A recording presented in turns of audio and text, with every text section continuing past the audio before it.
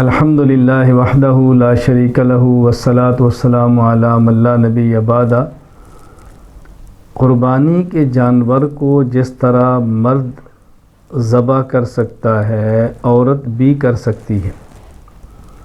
صرف کر سکنا ہی نہیں بلکہ جس کی قربانی ہے اگر وہ خود اپنی قربانی ذبح کرے تو یہ افضل، بہتر اور مستحب ہے، خواہ وہ مرد ہو خواہ وہ عورت ہو۔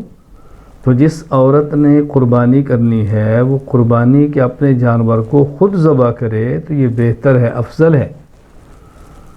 صحیح بخاری میں حدیث پاک موجود ہے، حضرت کعب بن مالک رضی اللہ تعالیٰ عنہ فرماتے ہیں، ایک عورت نے بکری کو ذبح کیا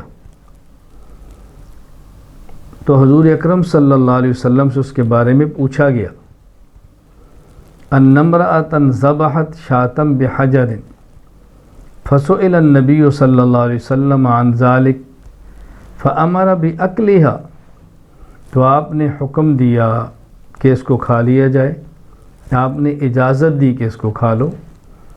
تو رسول اکرم صلی اللہ علیہ وسلم اس صحابیہ جانور کو ذبح کرتی ہے، رسول اکرم صلی اللہ علیہ وسلم اس کو کھانے کی اجازت دیتے ہیں۔ یہاں تو معاملہ ہے کہ عورت نے ذبح کیا ہے اور رسول اکرم صلی اللہ علیہ وسلم سے پوچھا گیا ہے اور آپ نے اس کے گوشت کھانے کی اجازت دی ہے، جبکہ صحیح بخاری میں موجود ہے حضرت ابو موسیٰ اشعری رضی اللہ تعالیٰ عنہ کے بارے میں، وَأَمَرَ ابو موسیٰ رضی اللہ عنہ بناتہ ان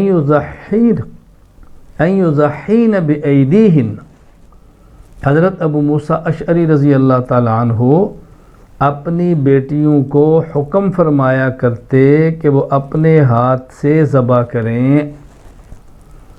صحابی کا اپنی بیٹیوں کو حکم دینا، سبحان اللہ، اس سے بڑھ کر اور دلیل کیا ہو سکتی ہے؟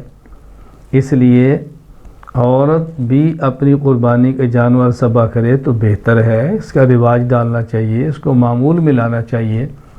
اللہ تعالی ہم سب کو احکام شریعت پر عمل کی توفیق عطا فرمائے۔ وآخر دعوانا الحمدللہ رب العالمین۔